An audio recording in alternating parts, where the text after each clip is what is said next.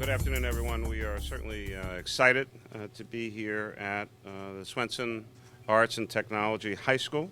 I want to first and foremost thank our host, Principal Colette Langston. Thank her and all of the great staff and faculty and all of the folks who work at this fantastic high school. As one of the young folks mentioned to me at lunch, by the way, the lunch was good. That she was excited that her school was getting some attention. Felt that they've been a great jewel up here in the Northeast, and that not enough folks know about Swenson Arts and Technology High School. Well, they'll certainly know today. I'm also pleased, of course, to be joined by Dr. William Hite, Superintendent, Philadelphia School District, and Dr. Lori Shore, the city's Chief Education Officer. You may also notice that we are flanked by some ROTC cadets, and I asked them to participate with us, and I want to thank their commander for her great leadership in having her cadets follow the appropriate protocols. Of course, today is the start of the 2014 school year, first day of school in the city of Philadelphia, certainly for our district-managed schools. I've had just a fantastic day so far, visiting a number of schools, those that have been around for a good long while, and some who literally are opening today to their students for the first time in Philadelphia.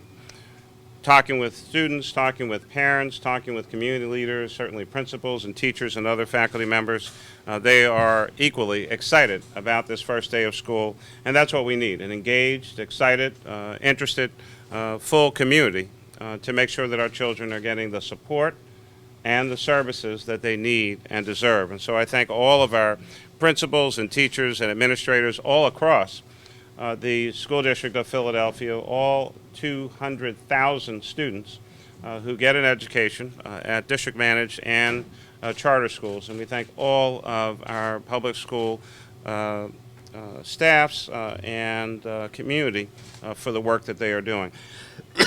Excuse me. I've also seen that in spite of the many budgetary challenges and constraints, and it's not just this year, and it was certainly last year, but this unfortunate economic circumstance has been going on for a number of years. Despite that, and the uncertainty in the course of this past summer as to whether or not schools would even open on time and safely,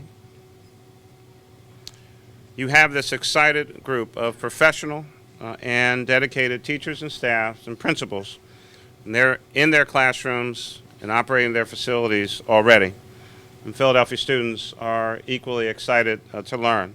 I know in the course of the summer, when I'm out with young people in neighborhoods, when I talk to them about school starting in September, you can imagine that there is hardly a smiling face and there's a whole lot of groaning going on. But I have to tell you, on the first day of school, many of these students said that they were glad to be back. They're excited to see their friends, seeing teachers that they know and new teachers. In one of the schools I was in today, there was a roundtable discussion, or kind of more of a circle, and each student was asked what they were looking forward to. The overwhelming majority simply said, "I'm looking forward to getting a great education. I care about my education. That's why I'm in school today." These young people, at the same time, should never have to worry whether or not their school will run out of paper midway through the course of the school year or other supplies. They shouldn't have to wonder whether they're going to have a workbook or borrow pens and pencils or have to share them. As a matter of fact, when we talk about those school supplies, these are just some of the basics that all of our children and certainly their teachers should come to expect when you come to school. There are just certain things that automatically should be there and should be there all year long. No one goes to work at virtually any job in this city wondering whether or not there are going to be papers and pens. No one's going to work wondering whether or not they're going to have a computer at their workstation if that's what they need to do their job. No one goes to an auto mechanic shop as their workplace wondering whether there are tools there to do their job. Our students need their tools, paper, pens, instruction paper. Well, I'm really dating myself now. They probably don't even call it that anymore. But those kinds of things that young and not so young know what a school is about. Unfortunately, that, again, has been the reality for the last few years for our students. To help address this particular problem, last year, working with Dr. Shore and many, many others, our administration launched the Philadelphia Education Supplies Fund, a multi-year fundraising campaign to provide additional money directly to schools to purchase supplemental classroom supplies. And every K-12 school in our city is eligible to receive these dollars. That means that district-managed, charter, archdiocesan schools in our city can receive extra money to keep their classrooms well-stocked. We set a goal of raising $500,000 in that first year and $2.5 million over a 5-year period of time. In total, last year we raised $563,000 that first year, with several recurring commitments from very generous philanthropic partners, the McGuire Foundation, John and Dr. Janet Haas, and $200,000 annually from the school district, from the city of Philadelphia. The fund also received a $20,000 donation by CGI Racing, Racing for the Love Run, and countless other individual donors made our first year a great success. And I also want to thank John and Lee Middleton for their incredible support last year as well. And for that first year, more than $543,000 was distributed to district, charter, archdiocesan, and private schools, the majority of which, more than $477,000, was dispersed to 209 district-managed schools. The remaining money went to 18 charters, 18 archdiocesan schools, and 8 private schools all across the city of Philadelphia. Approximately 50% of the dollars at the Philadelphia School District that were received were spent on paper. Paper in schools. Desperately needed, greatly needed, again, a fundamental basic of what schools should have to offer to our young people. 50% of the money went literally just to purchase paper. We had an impressive first year, but we need folks to step up one more time. And next year I'll say one more time again. Remember, the Philadelphia Education Supplies Fund is a fundraising challenge which is ongoing. I've said many, many times that we all have a role to play in supporting the next generation of leaders in Philadelphia, our young people. And whether you serve as a graduation coach, offer a summer internship opportunity, or volunteer at an after-school program, everyone can be great, as Dr. Martin Luther King said, because everyone can serve and give something back to our community. The Philadelphia Education Supplies Fund is another opportunity for every Philadelphian, whether you have children in school or not, whether you're a small business or a large corporation, nonprofits, philanthropic community, and private individuals, to get involved and support the children of Philadelphia, our schools, and the future of our great city. I know many of you want to get involved, and you can make a contribution through our partner and fund administrator, the United Way of Greater Philadelphia and Southern New Jersey. The online donation link is up and running, and you can access it through the phila.gov homepage. At the moment, we need about $100,000 to reach at least that $500,000 goal. And of course, with any goal, I'm always wanting just a little bit more. So we thank all of those who have made their contributions so far, but the need is still great. And for more information on how to get involved, you can call the Mayor's Office of Education at 215-686-0633, or better yet, visit the homepage at www.phila.gov/edu. Look for the link to the United Way, and just go on ahead and make your contribution right then and there. Before I turn things over to Dr. Hite, I have a quick announcement to make. I'm very proud to announce that the Philadelphia 76ers just pledged $25,000 to the Philadelphia Education Supplies Fund. I'm also pleased to announce that the Philadelphia Flyers have also made a $25,000 commitment just this morning. Comcast Corporation will be making a significant gift and we're talking with a number of other sports and sports teams, as well as philanthropic partners who we think may well be interested. And so the race is on. We want to get these dollars in as quickly as possible so they can get back out the door to our schools where they are needed. Let me now bring to the microphone one who, of course, needs no introduction, and so I'm perfectly suited to make this introduction. He is, of course, the person with the toughest job in the city of Philadelphia, and it's one of the toughest jobs anywhere in the United States of America other than being a principal or a teacher. And that, of course, is the superintendent of schools in Philadelphia, Dr. William Hite. Dr. Hite? Thank you. Thank you. Good afternoon, everyone. And I heard just for a second as the students were walking down the hall, and I heard them go, shh. It's just a reminder that we are in a school. This is the first day, and children sometimes need to talk to each other. But I want to thank the mayor, and I want to thank, first and foremost, Principal Langston for hosting today. Thank you for being a gracious host, and thank you to all of your students who represented Swenson very well today with all of the media. I want to thank Dr. Lori Shore for her continued efforts to work with the district. And I want to thank the mayor and the city of Philadelphia for providing a significant contribution to our schools, to the individuals who are most important in their schools, many of the teachers and other staff members, because it provides those things that many of us would take for granted if we were somewhere else. And the fact that half of the supply money is on paper is an indication of how significant the needs are in our schools.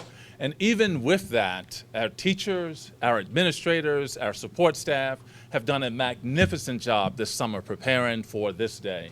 And I want to thank all of them for their tremendous work and efforts. And so once again, on behalf of the School District of Philadelphia, the 135,000 students that we serve, the 64,000 students in public charter schools, we thank the mayor and the city of Philadelphia for contributing to supplies that are so critically important in each and every one of our schools. So with that, Mayor, I want to thank you again. Thank you, Dr. Hite. A couple of last comments, and then we'll be glad to open things up and try to answer any questions that you might have. The Philadelphia Education Supplies Fund, as incredible as it has been and continues to be, and with some of the folks that I mentioned who are contributing to it and others who I know will, I want to be very clear, though, it is not a solution to the larger funding problems that are plaguing public education in Philadelphia and problems that are plaguing public education all across the Commonwealth of Pennsylvania. And I think increasingly people are coming to understand in Pennsylvania that Philadelphia and our school district is not the only school district in the Commonwealth of Pennsylvania facing financial challenges. Increasingly, more and more school districts, and Democratic districts and Republican districts, because these young people who Dr. Hite talked about in the hallway, while they're not old enough to vote, and they're not old enough to be registered to vote, their education is not a part, should not be a part of any political process or determined by their party or their geography. They are students trying to get an education. And so education is a significant issue, not just here in Philadelphia, but all across the Commonwealth of Pennsylvania. And every citizen can, in fact, do something to help ensure our next generation has the classroom resources they need to be successful beyond their contributions to the Education Supplies Fund. And that comes with this. Over the next few months, starting on Monday, I will continue to travel to Harrisburg and fight for full and fair funding for students in Philadelphia and across the Commonwealth of Pennsylvania. All of our students in all 67 counties, in all 500 school districts, need a high-quality education. If our city, if our region, if our state, and I would suggest if the United States of America is to grow and prosper, we'll do it by educating our young people. We need a statewide, student-weighted funding formula that takes into account the many specific needs that our students and many others have to properly fund education in Pennsylvania. But first, and right now, we need our General Assembly to pass the authorizing legislation to allow us to collect those desperately needed dollars, $1.6 million a week in cigarette tax revenues that we're foregoing for every week that we don't have that legislation passed. The General Assembly is back in session next Monday.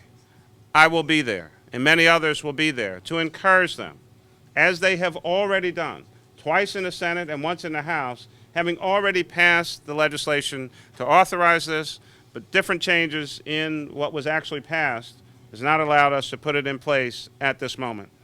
In the meantime, I'm calling on all of our citizens across Philadelphia and in our suburbs. Please reach out to your legislators in the House and in the Senate, regardless of party, to please support this particular measure.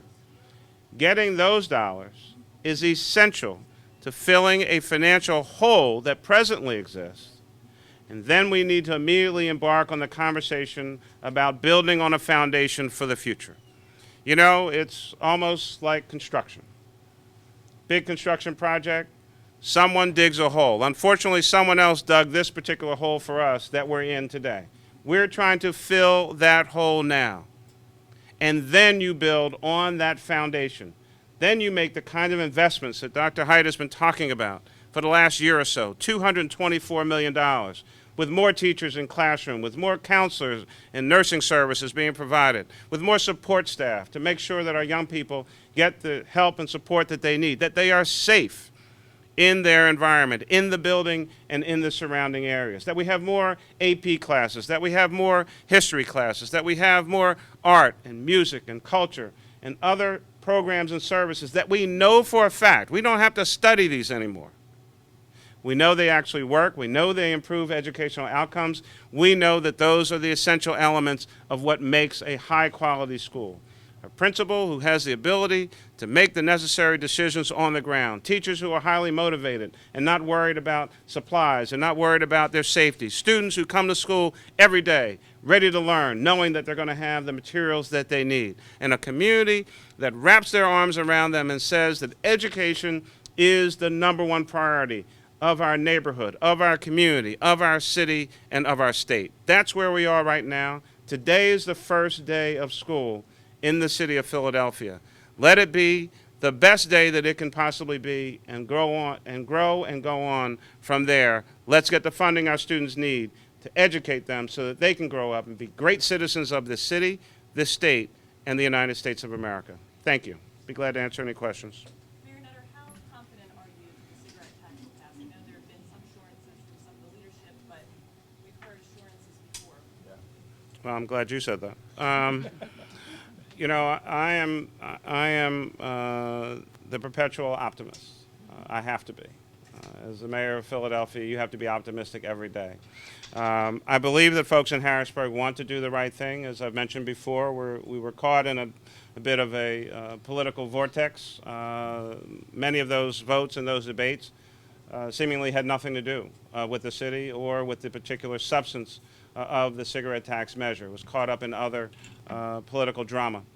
I think folks want to do the right thing. I'm going to take them at their word. I've been told by any number of different leaders that they will get this done as quickly as possible. And I'm going to continue to talk with those leaders and all the members of the General Assembly that I can. And one day, and I'm hopeful that that day will be soon, there will be a straight up and down vote by the House, a straight up and down vote by the Senate, and then the governor's signature on that particular piece of legislation so we can start getting those dollars and then engage in the real discussion about education, which is full and fair funding, a student-weighted funding formula, and how do we start to invest in ways that Dr. Hite has talked about. So, you know, I'm cautiously optimistic, but I take nothing for granted, and certainly we will continue to push until we get a signature from the governor on that piece of legislation.